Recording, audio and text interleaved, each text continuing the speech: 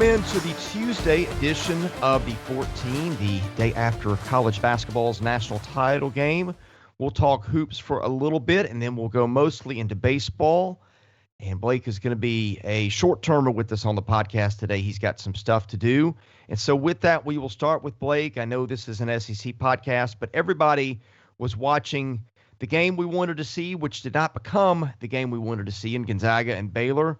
Let's recap that one, and let's also give a shout-out to Arkansas for playing Arkansas better than anybody in the tournament, Blake. Well, yeah, I agree with you on that, and what I don't want Arkansas fans to do, because I've seen some of this on Twitter, you don't want to use the transitive property here of mathematics and start saying that you're the second best team in the country. Please don't go down that road. I've seen a little bit of that on Twitter, but that's Twitter, so don't go just that far. But yes, I agree that if you're Arkansas, you can feel a little bit better just based on what Baylor did there. But we talked about it yesterday. I thought it was one of those situations where you had concerns coming in with the way that game played out on Saturday night with Gonzaga and UCLA. I think that played a role, but I also think that Baylor's just a better team. I think it had Gonzaga beaten UCLA by 15 plus.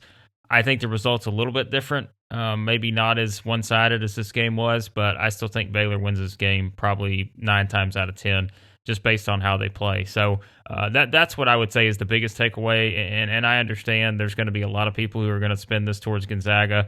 I just feel like that's not worth doing. Like, you need to give Baylor all the credit here. I don't know why we want to spend all our time picking apart and saying Gonzaga was overrated, a team that won 12 games against NCAA tournament teams, 10 of those by double digits.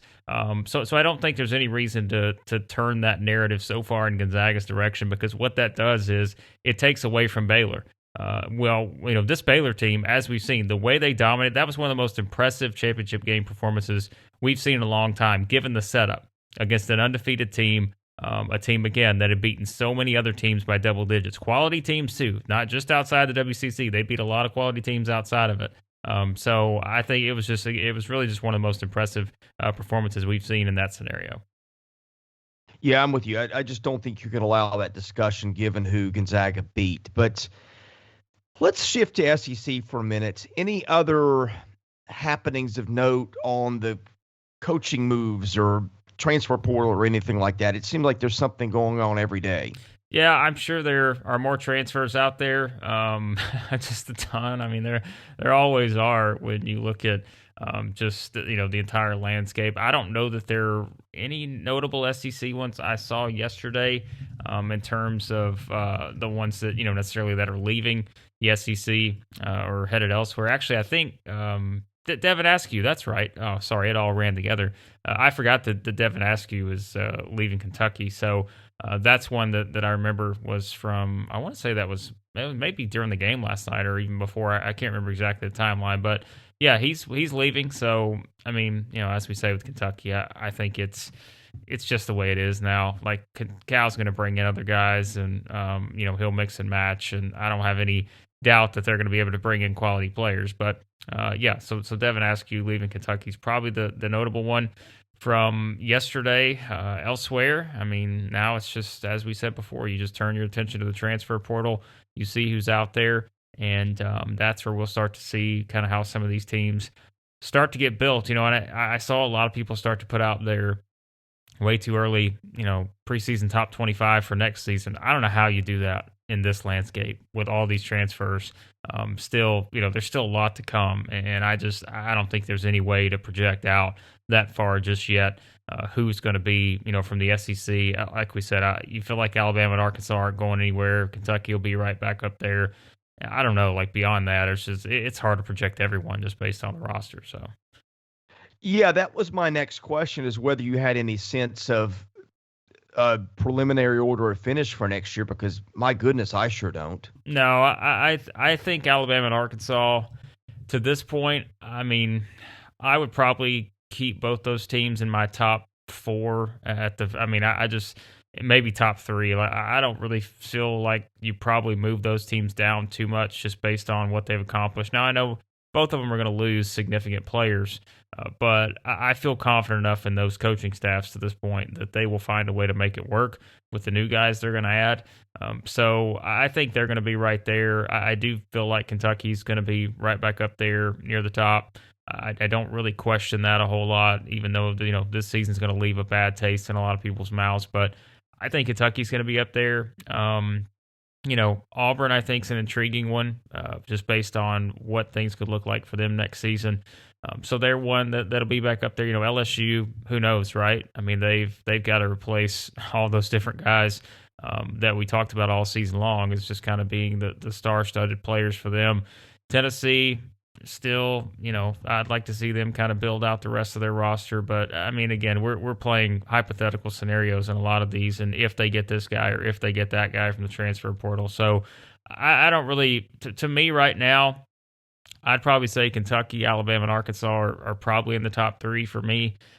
With, I don't know, some of these other teams probably just in wait-and-see mode to see how they fill out the rest of the roster. But that's the same, it's the same case for Kentucky, Alabama, and Arkansas, too, is you've got to see who they kind of fill in around some of these guys that are going to be leaving. So, that's probably my best guess at this point.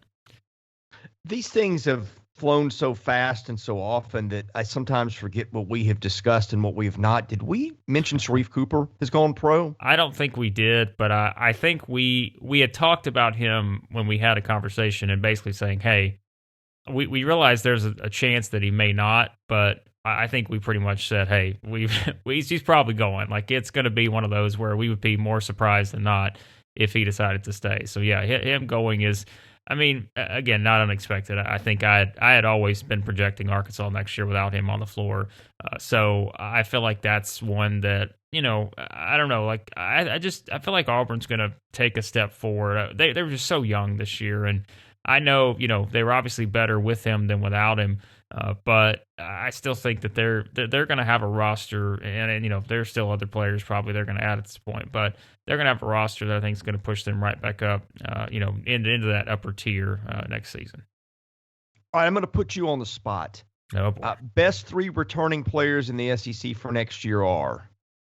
Oh, goodness. I know, because I'm having to stretch my brain to think. Right? Well, let's see. I think that I would put. Let me go up and down the line here. I think I've got a couple. I think I would put Jaden Shackelford or Javon Quinterly in that group. Yeah, I feel like those, those two are probably in that category. I'm just trying to go up and down the teams. I'm thinking, okay, Arkansas, is there? Tate's a senior, right? Yeah, Tate was yes. And so was Justin Smith. What about? What about No Tape? Moody, I think is going to be gone. No Tape, perhaps. He's a good one. I mean, heck, Devo Davis, the way he played, that guy could transform himself into one of the better players in the league. Beyond that, it's hard to kind of gauge because, like you said too, the thing is, right, and we don't know, and I think the thought is that some of these guys aren't going to return, but we don't know that some of these senior guys aren't going to come back and take advantage of that year. So true. That's the thing too that I think's hard is I think most of us just seem to think that, all right, most of these guys probably aren't going to come back, but they have that option. And so I feel like until we know on some of those guys, they're probably going to be, there may be a couple guys that come back that we just do not expect them to do that. So that's something too I think you have to probably look at. And wonder, maybe that's a situation too where, some of those. And so, I think it's impossible to gauge at this point. Yeah, Devontae Davis would be a good one. Have all four LSU guys announced yet? I think they have, but maybe I'm just dreaming or wrong about that. But I'm pretty sure they have. Jaden Springer's gone at Tennessee. Keon Johnson hasn't announced yet, has he? He has not that I'm aware of. Okay. Victor Bailey could be one. Yeah. What about the He's group? A junior. What about the group at Auburn? Because that's what it said. Oh yeah, JT Thor hasn't declared, has he? Well, he said he was going to test the waters, but I think he's coming back. Okay. What about Alan Flanagan? Yeah, he's another one where Williams. Yeah, Flanagan's. His projections have been pretty high, but again, that's one where I don't really know in terms of what maybe that looks like for him. I mean, he's going to be an NBA player. I guess it's just a matter of trying to figure out what that's going to look like. So yeah, I mean, obviously, if those guys come back, let's say in that scenario, I mean, they're going to be, you'd have to put them probably in the top 5 or 7 at the least. So yeah, those are ones I'd put in that group too. Yeah, DJ Stewart and Iverson Mullen are both sophomores at Mississippi State. Those are 2 more. Yeah. Dylan DeSue at Vandy. I think that Scottie Pippen Jr. is gone. It's not been announced, but I think that's what he's going to do. So yeah. I mean, I think it's interesting because I'm thinking, how do you size this up for next year? But the first 2 players that came out of your mouth were Alabama guys, and I think that's a good hint. Yeah, and that's the thing is I think because those guys, should be back as far as we know. I feel like you can lean on that if you're Nate Oates, and I think they've got a big commitment coming here pretty soon too. So I think that is going to probably put them in a situation where they're going to have a chance to have a lot of success. And I mean, I guess too, Colin Castleton's a junior, right? So he's someone that you would feel like probably Florida's going to have to do a lot of things around. So, he belongs in that category too. So.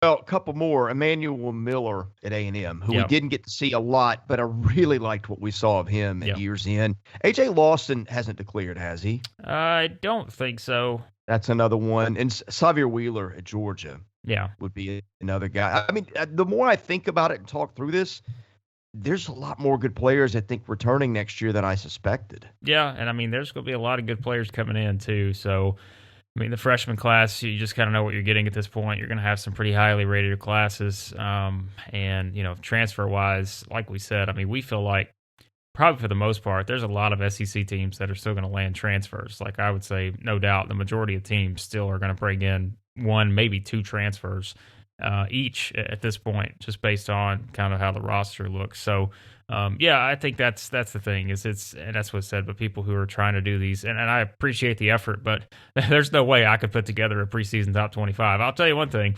Gonzaga is going to be right there at the top again, whether you like it or not, whether you want to judge them on one game last night of losing that game the way they did. That they're going to be the preseason number 1 team in the country next year, just based on all the guys that they're going to reload with. So that's just kind of where things stand. And again, I don't know. And to take it again, I know it's not SEC related, but I think you've got to put in perspective, as we said earlier with Gonzaga.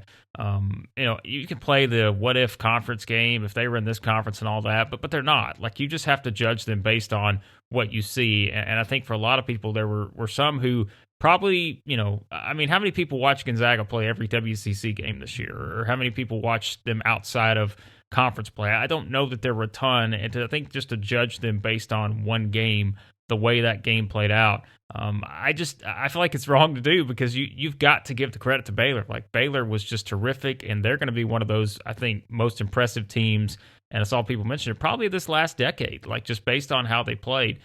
So that's something that I would put out there and just say that please give the credit to Baylor, because this isn't about Gonzaga just being a bad team. This is all about Baylor just being fantastic. So. Yeah, always go body of work over recency. And when you win 31 to 32 and you win 30 of them by double digits, well, with 29 of them, I mean, that's loud. Yeah. And it's not like, I mean, the strength of schedule, they were 72 overall in the country, which isn't terrible. Baylor was 34, which I would have thought was higher. But yeah. Anyway, Blake, I know you've got to run. Any parting thoughts on basketball or even baseball before you do that? No, I mean, like we said, we'll have a lot of coverage, of course, over on the website for all this, lots of basketball stuff. We'll probably start to look ahead, sooner rather than later, once we get a little bit better idea of the rosters. So, we'll have all that over there, and I will let you fellas take it from here on the baseball front. All right. Thanks, Blake. We will catch you tomorrow. Barry Allen, welcome to the mic here. You've been sitting in silence the whole time. Got a lot of baseball to talk because there were some interesting series over the weekend, but I think the place to start today, Ole Miss's Tim Elko got hurt Monday night in a blowout game, and a lot of questions about where his injury stands and his availability coming up. Frankly, based on what Chase Parham at Rebel Grove wrote last night, it didn't sound particularly encouraging. No, it didn't. When you're talking about knee brace and crutches at the end of the game, seeing him in the dugout and at the end of the game, and guys coming up to him in the dugout and hugging him and offering, trying to console him. That doesn't sound like it's a good thing.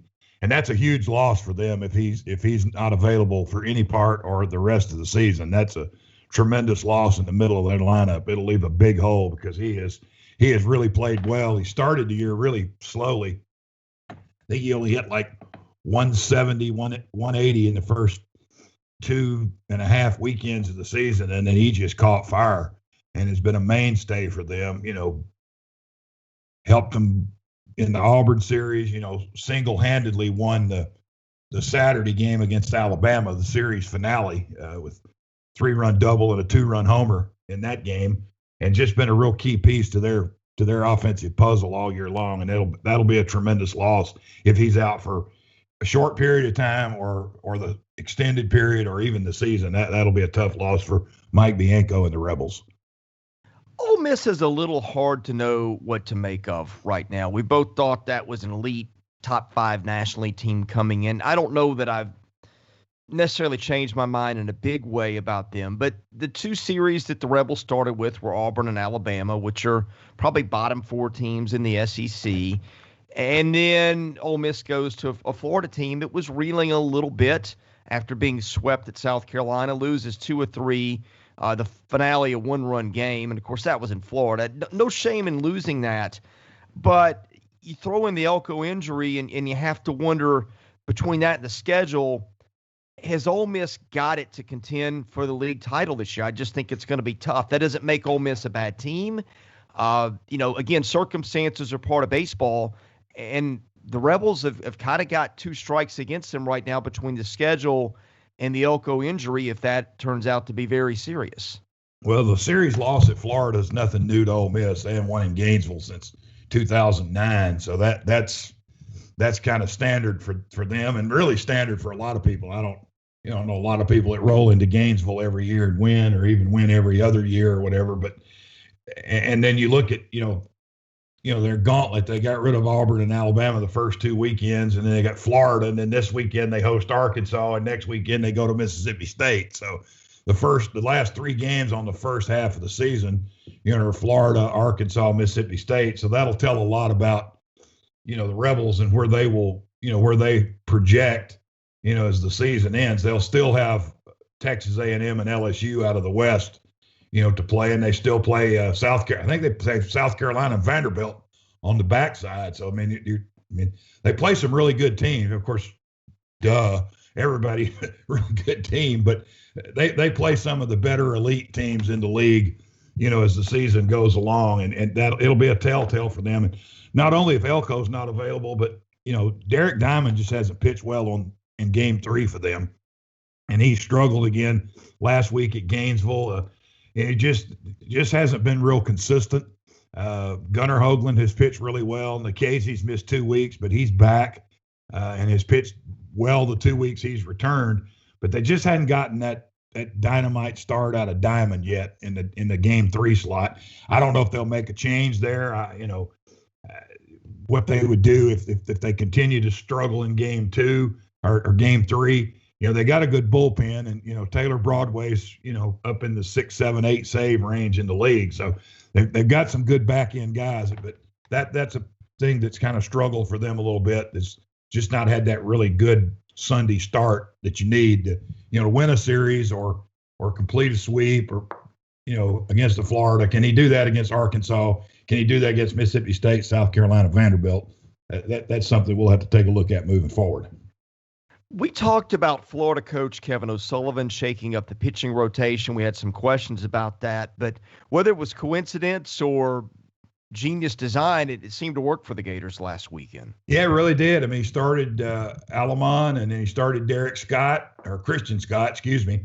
And he came back, in Game 1 with Tommy Mace, and he gave him 5 scoreless. And Jack Leftwich pitched well Saturday, just ran into a little trouble at the end of the game, and Ole Miss was able to win and get Game 2. And then he used Barco in Game 3 and in a regular situation, and they were just able to, gut out a win over Ole Miss on Sunday, even though the Rebels made it close at the end. The Rebels were able to, hold things off at the end of the game and win the game. But you look at Florida, and they played, they're 0-3 against the SEC East teams, and they're 5-1 against the West. I mean, they swept A&M, and they're 2-1 against Ole Miss, and they still got a lot of games in front of them, within their division. I think they go to Tennessee this weekend.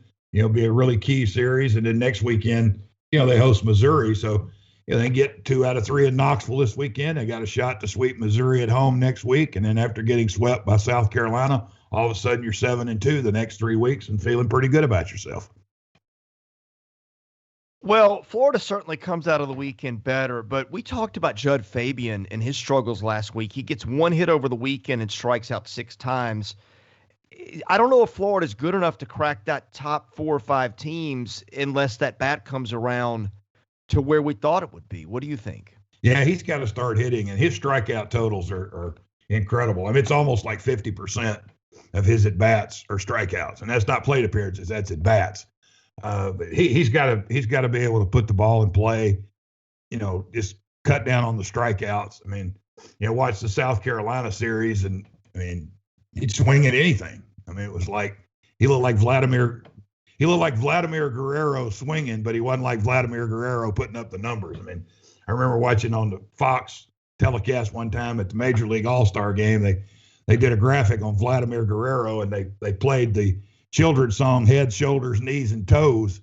And they showed Vladimir Guerrero hitting a home run head and in his knees and down in his toes. And I don't think Judd Fabian can do that, but he's got to be more selective in the strike zone. And I mean, he chased balls up, fast. Of course, it's hard. You're a hitter, power hitter. I mean, you get that 94-mile-an-hour fastball up in the eyes. It's hard to lay off of it. I mean, they're kids, and it's hard to lay off of it. And he doesn't do that. And then he's looking curveball and gets a fastball, or looking for a fastball, gets a changeup, and he just looks confused. And I know he's a good hitter, and I know Sully will get him straightened out, but he's got to cut down on the strikeouts. I mean, every other at bat can't be a strikeout. And I think against South Carolina, he was like 0 for 13 with 11. So I mean, you're talking about like 90% of your bats are strikeouts. I mean, at least you got to hit a ground ball and move the guy from second to third, or hit a slow grounder where the guy can run from first to second. But just not only striking out, but just in non-productive situations. And he's got to get that turned around for the Gators to be good. Yeah, Vlad, I think, covered more plate than any hitter in the history of baseball, but that's a very narrow needle to thread.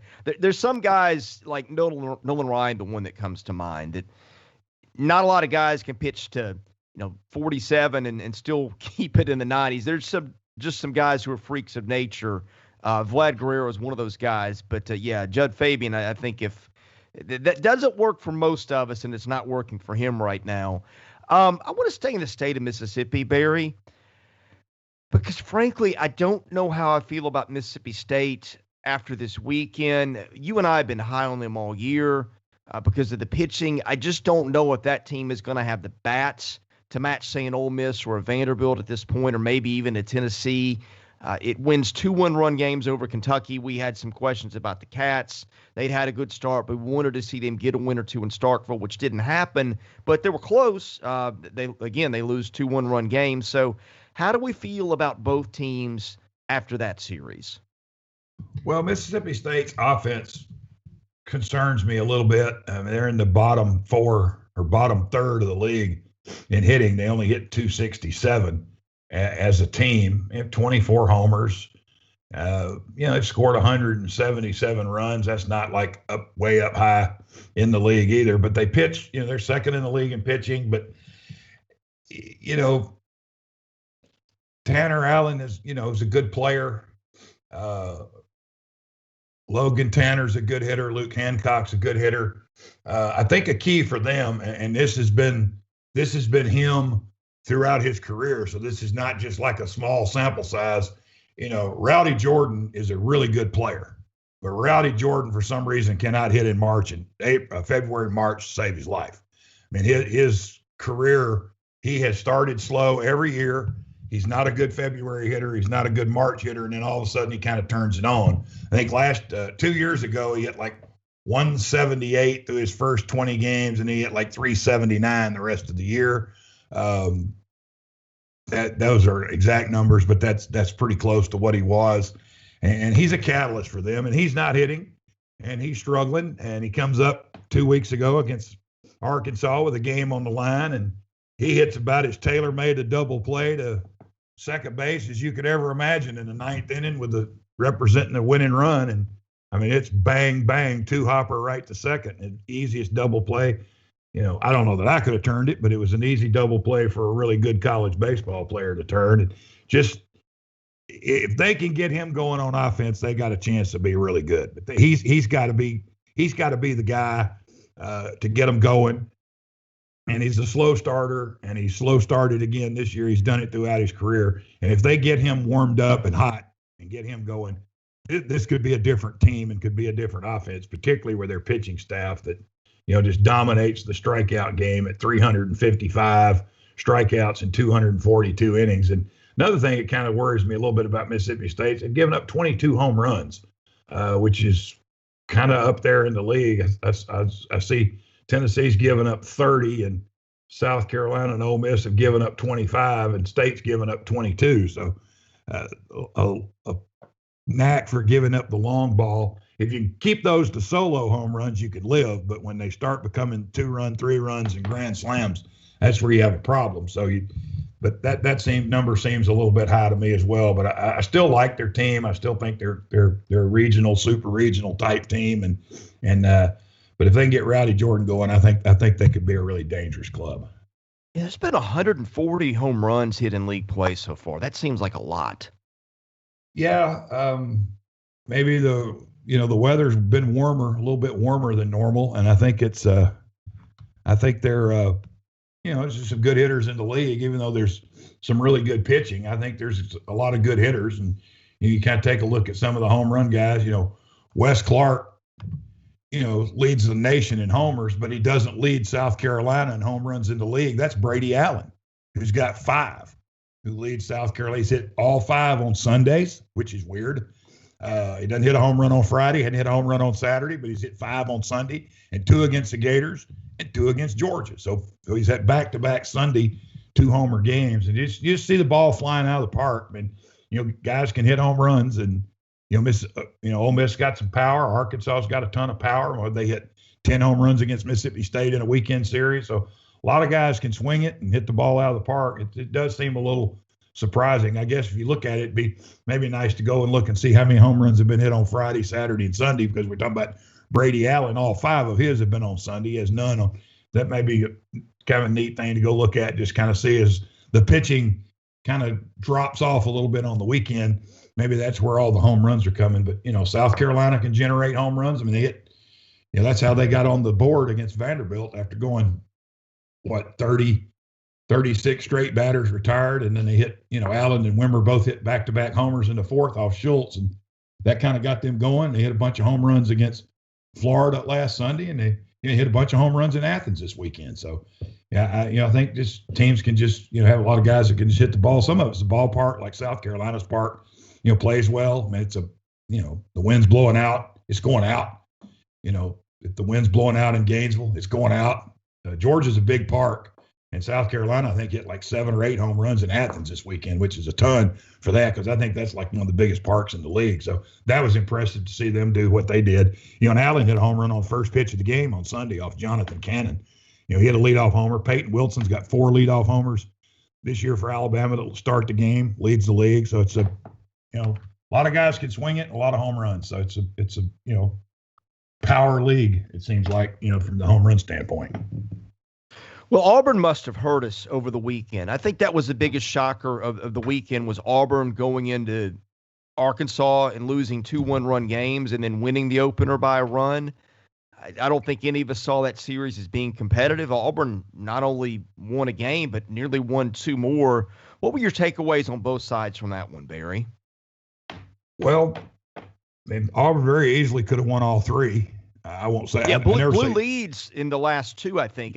Once blew a 5-run lead at least. I would never say should have, because you don't know, but they could have won all 3 games.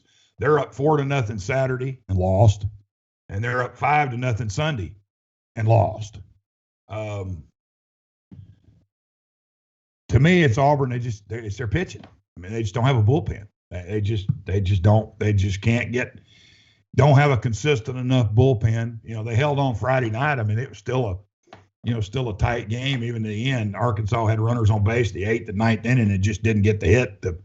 Or my goodness, what a collapse that would have been and be 0-9, and that really been a collapse. But they struggle on the back end. I mean, they pitched well. Greenhill pitched really well Friday night.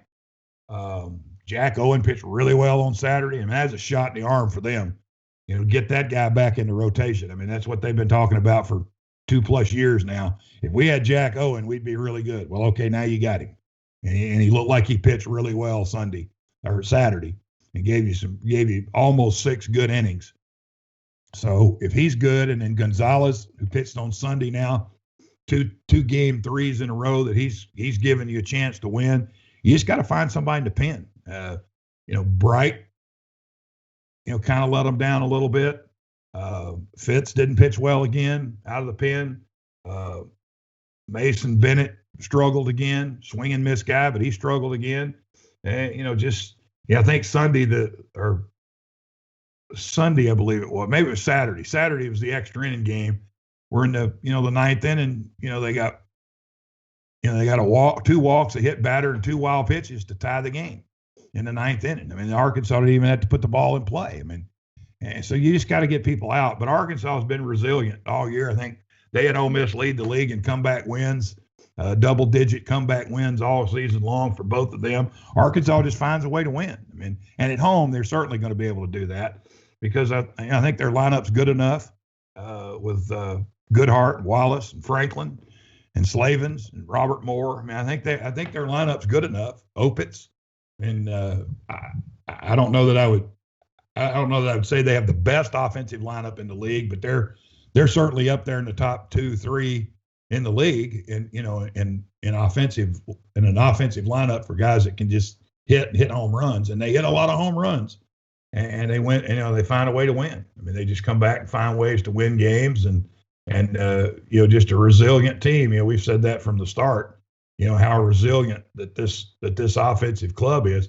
They're up to 4th in the league in hitting now at 280, and they've got 46 home runs. They've tied now LSU for home runs in the league with 46, and so they find ways to win and know how to win. And they got Ole Miss on the road this weekend, and see how that works out for them in a hostile environment. And then they host their dear friends, the Texas A&M Aggies, the next weekend to close out the first half of the season. So you figure if they can go to Ole Miss and get 2, you figure they got a shot to sweep the Aggies the next week. And if they can go 5-1 somehow the next 2 weeks, and be 12-3 at the turn, that's a pretty stout number. Going into the back 5 series at 12-3, and I know they've played Auburn and Alabama, and crazily they lost the first game to both of those teams, but came back and won the next 2. They still have LSU to play. They after next week, they will only have LSU left in the West. They'll have played every Western Division team on the front side of the schedule except LSU, and then they'll start playing the East, and then they'll have LSU on the back side as well. And so that's kind of an interesting scheduling quirk, for Arkansas.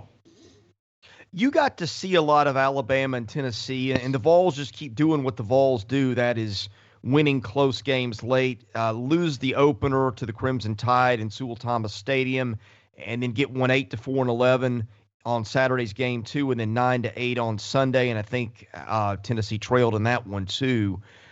But what were your takeaways from that one? I keep using that same phrase. I'm trying to think of a different one, but I want to know what you thought after seeing that game or that series. Well, I thought Tennessee was really good. I thought they were really good. I mean, I think they have a chance to. I do too. I think Tennessee has got an argument as one of the top 3 teams in the league right now. I don't know that I'll go there yet, but I think there's an argument. I think it'll be. If they can win the series with Florida and South Carolina, again, they'll finish second in the East, in my opinion. They play Florida this week, and they play South Carolina the last weekend of the regular season in May. That might be for a super regional spot, as far as that goes. in hosting. But I like their offense. I mean, you look at their numbers and they don't really just like scare you. They're hitting only 269, 32 homers. They walk a lot. They're very patient at the plate. Liam Spence, I think, is a really dynamic leadoff hitter. He and Luke Lipsius on Sunday in the win over Alabama had 5 hits and 5 walks. They reached base in all 10 plate appearances from the 1 hole and the 6 hole. That's tough to navigate if you're a pitching staff. I think they kind of frustrated Alabama a little bit this weekend just because they take so many pitches. They don't go up there and just hack away, and they're real patient at the plate. And they walked 177 times, which leads the league. They've been hit by several pitches. I mean, I've not seen Dylan Smith from Alabama pitch this year. All you hear about is, boy, Dylan Smith can really pitch, and his Twitter handle is DeRealDill Smith. So okay, well, let's go see Dylan Smith. Just wasn't that impressed with him Saturday night, just I think because of the way Tennessee handled him.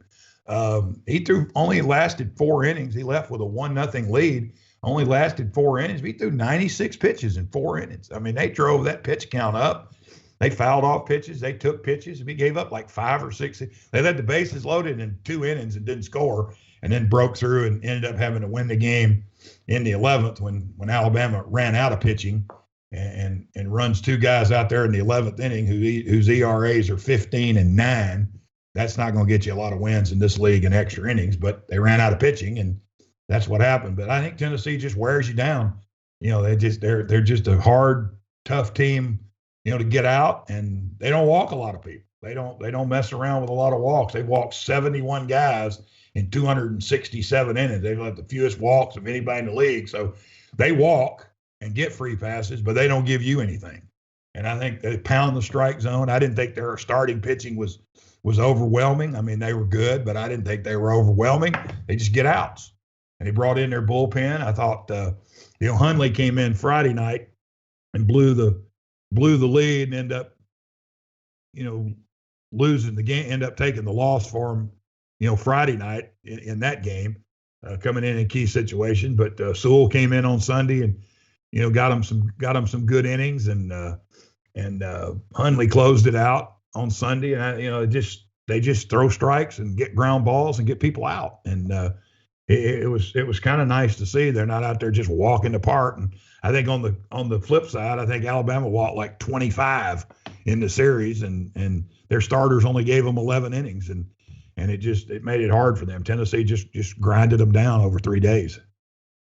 We'll have a forward-looking podcast on Thursday, and I've got to run here in a minute, so we'll wrap up the last 3 series pretty quickly. I watched Vanderbilt LSU, almost every pitch of that one.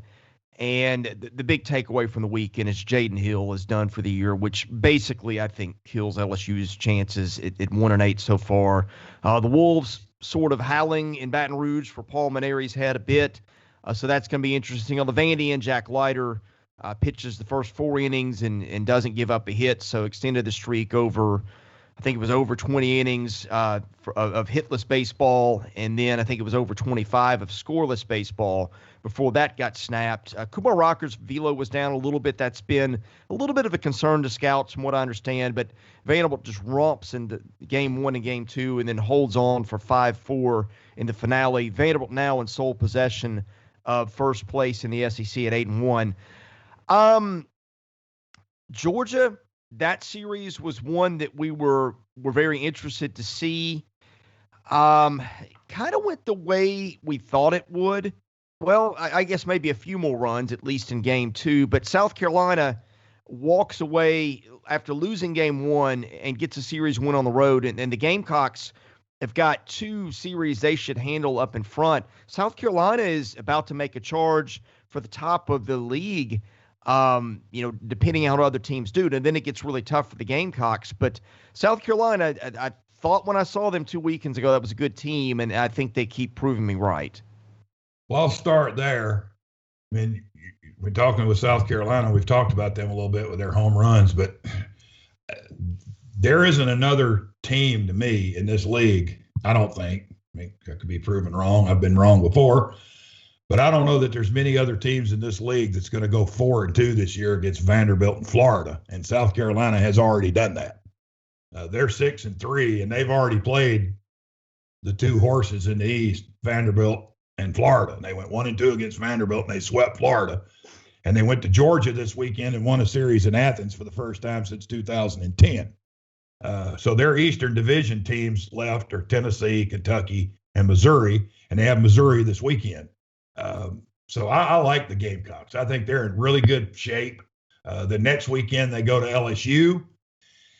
And then maybe not so nice. I wanted to look. I didn't have a chance to look this morning before we came on. I wanted to look. But other than the Western Division, I don't think there's another team in the Eastern Division that will play all three of Arkansas, Ole Miss, and Mississippi State. The Gamecocks have that honor this year. So best of luck in that. But I still like them. I think if they go 5-4, 4-5, 5-4 in that, I think they're in pretty good shape because I think they'll beat Missouri. And then we talked about they closed the year at Tennessee. So I like them. I think they have a really legitimate chance to be in, second to Vanderbilt in the East. I mean, I'm not calling Vanderbilt as the champion right now in my straw poll for who's going to be the next president, governor, or whatever. But I think anybody with any sense thinks Vanderbilt's probably the best team in this league. And I think South Carolina could be right there with them and be behind them because Vanderbilt won the series. So, but I like this team. LSU is off to their worst start since 1969 in the league at 1-8, and they lost Jaden Hill. I think that's going to be a real detriment to them. I think LSU, Alabama, Auburn, and Missouri, we'll touch on that a little bit. I think they're all going to struggle to get to 10 wins. I think we could have two teams in Hoover this year that don't have 10 wins or right at 10 wins. And I think the bottom half of the league kind of scares me a little bit as to how many teams will end up actually getting in the league. And then you mentioned Vanderbilt and Kumar Rocker's velo is down. Does that mean the scouts are not going to take him and the SEC is going to have to deal with him one more year? God help the rest. I don't see that coming. Yeah. Yeah, I don't either. Okay, so he's down 2. Okay, so instead of giving him $8 million, we'll give him $7 million. Okay, I think they can live. The rest of the league, when they heard that, they're like, he better not be coming back. He better not be. But they